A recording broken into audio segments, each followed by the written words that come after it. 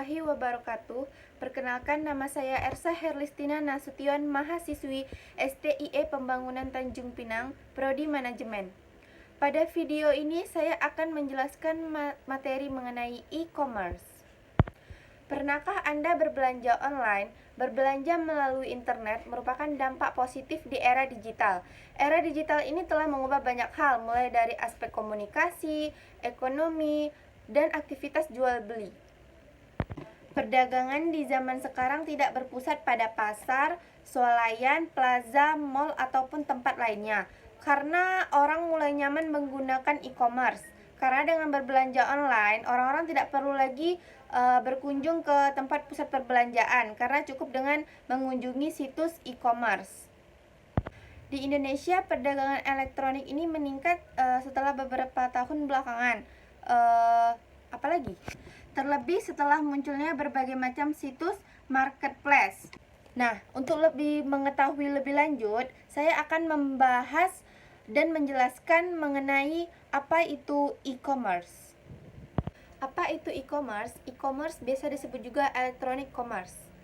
Yang itu adalah perdagangan secara elektronik dengan aktivitas penyebaran, penjualan, pembelian, dan pemasaran produk, barang, atau jasa dengan memanfaatkan jaringan komunikasi seperti internet, televisi, ataupun jaringan komputer lainnya. Nah, secara sederhana, e-commerce itu adalah proses pembelian atau penjualan produk secara elektronik. Namun kesimpulannya, e-commerce ini adalah aktivitas belanja online yang menggunakan jaringan internet, dan cara transaksinya itu melalui transfer uang secara digital. Jenis-jenis e-commerce yang pertama adalah e-commerce consumer to consumer, yaitu yang dilakukan antara konsumen dengan konsumen. Nah, contohnya itu seperti ini. Misalnya, konsumen dari suatu produsen akan menjual kembali produk ke konsumen lainnya. Nah, kalau Anda sering menggunakan Tokopedia, OLX, Bukalapak, dan sejenisnya, maka inilah yang akan dinamakan C2C atau consumer to consumer. Yang kedua adalah e-commerce business to business atau disebut B2B, yaitu yang dilakukan oleh orang atau pihak yang saling berkepentingan dalam menjalankan bisnis, di mana keduanya ini saling mengenal dan mengetahui proses bisnis yang mereka lakukan. Biasanya ini karena kedua pihak itu saling mendapatkan keuntungan, dan dengan adanya kepercayaan satu sama lain. Yang ketiga ialah e-commerce consumer to business atau disebut C2B, yaitu antara konsumen dengan produsen. Contoh, konsumen memberitahu detail produk atau jasa yang diinginkan secara online kepada produsen. Nah, nantinya produsen yang mengetahui permintaan tersebut akan menawarkan produk atau jasa yang diinginkan konsumen tadi. Nah, yang terakhir ialah e-commerce business to consumer atau disebut B2C, yaitu yang dilakukan pelaku bisnis dengan konsumen. Ini terjadi layaknya seperti jual beli biasa. Konsumen mendapatkan penawaran produk dan melakukan pembelian secara online. Nah, di sini pihak produsen akan menjalankan bisnis dengan memasarkan produknya ke konsumen tanpa adanya feedback dari konsumen untuk melakukan bisnis kembali. Artinya, produsen hanya memasarkan produk atau jasa, sementara pihak konsumen hanya sebagai pembeli atau pemakai. Nah, selanjutnya ialah metode pembayaran e-commerce. Yang pertama yaitu pembayaran elektronik, yang itu yang menggunakan internet banking, kartu kredit atau debit, atau dengan uang digital yang sudah beredar seperti GoPay, OVO, Link Aja, Dana, dan lain-lain.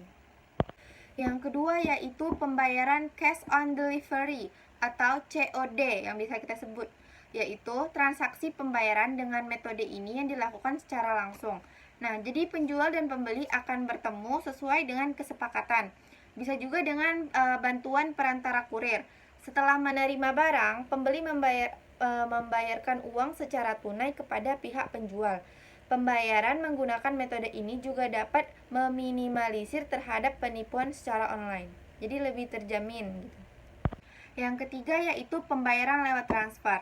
pihak pembeli akan mentransfer sejumlah uang ke nomor rekening penjual.